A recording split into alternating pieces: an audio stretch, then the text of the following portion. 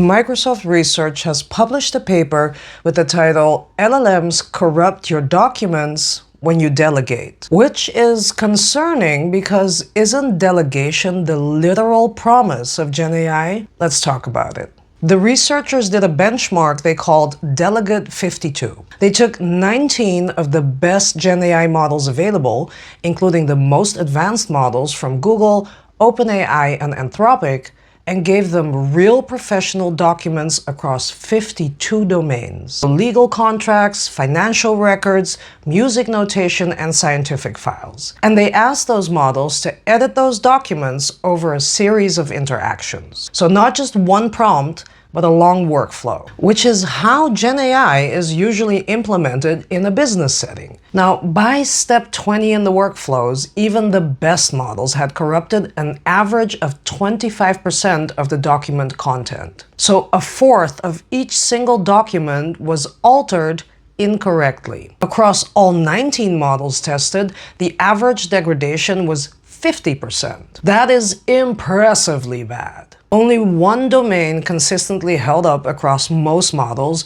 which was Python code. And the reason for that is that code is syntactically rigid. In code, a missing colon crashes the full program. So it's the feedback loop that saves Python and not the model's inherent ability. The researchers didn't stop at 20 steps though. They kept going, all the way up to 100 steps, to see if the corruption would finally stabilize.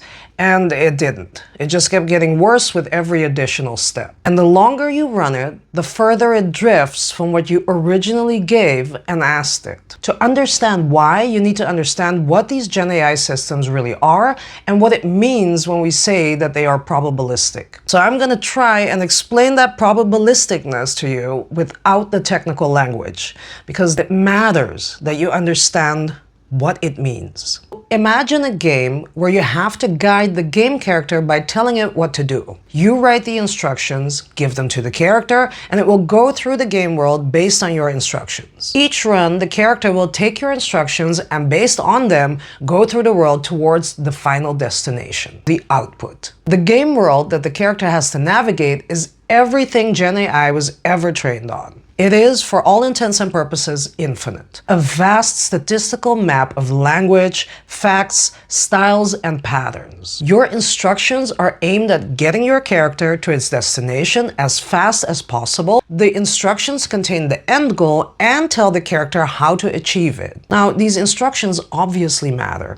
Anything in them that's unclear, contradictory, or missing, and the game character will fill it in itself. Because this is also important, the character will always immediately start walking as soon as you give it your prompt. It will never not start the journey. Now let's say you want the character, which is to say GenAI, to summarize an English source text into Dutch. Because of that prompt, the Dutch paths in the game world light up, so it will make it more likely for the character to follow the Dutch path. But it's not just standard Dutch that lights up. Belgian Dutch also lights up somewhat.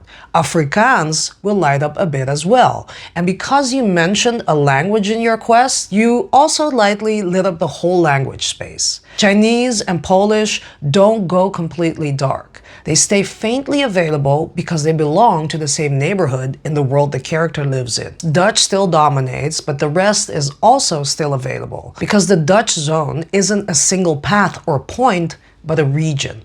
And the same goes for the length of the summary you're asking for. If you haven't kept it exactly in your instructions, maybe you've said make it concise, then in one run, that will mean 250 words. And in the next run, it will mean 400 words. Because again, it's a region, not a point in the game. And that is also why the game character will never walk the exact same path twice. Just like when you walk to your supermarket, even if you take the same route, you choose the same streets to walk through, you don't take exactly the same steps each time. So every time you walk through any region along the road to the destination, it can be slightly different each time. One time the character passes a little closer to Belgian Dutch and picks up a phrase from it, or another time it drifts slightly towards Afrikaans and picks up a word. For a game quest, this might actually be an interesting trait of the game. It's kind of creative. But for a document where the combination of language, structure, and content fidelity matter, that variation is not what we want. Because some of those small differences can alter the meaning of a text enormously. And that matters because some tasks don't have room for variation. Let's say you have a nut allergy. You ask an AI chatbot whether a dish on a restaurant menu is safe for you. The chatbot says yes.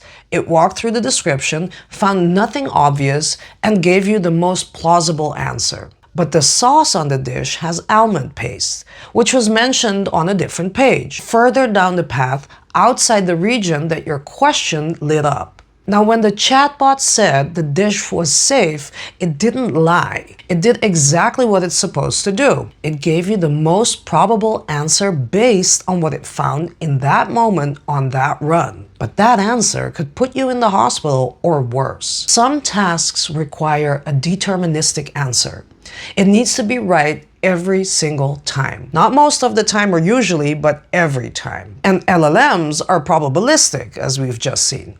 So most companies try to solve that problem with something called RAG, Retrieval Augmented Generation. Instead of letting the character roam the entire infinite game world, you build a smaller, organized world. You take your own source documents and chop them into pieces as intelligently as possible. This is what's called chunking. After that, you label and mathematically represent those pieces in a way that the system can then search. That's what's called vectorizing or embedding. So now, when a question comes in, the system retrieves the most relevant chunks from an already restricted world before generating an answer, for instance through a chatbot. In this specific case, the allergen information will now have its own labeled chunk. You've solved it.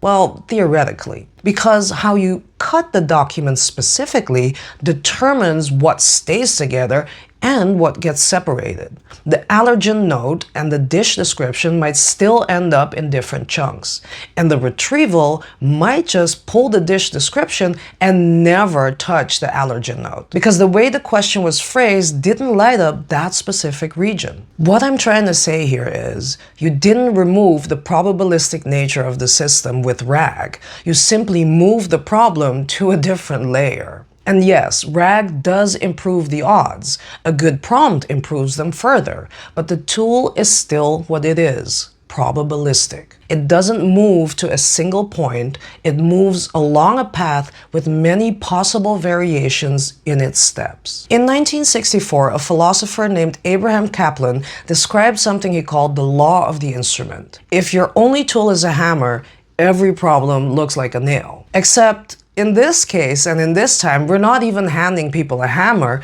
we're handing people a chainsaw without helping them understand what the tool really is, how to best use it, and when and what risks are involved. And using a chainsaw when what you need is a scalpel is intrinsically bad.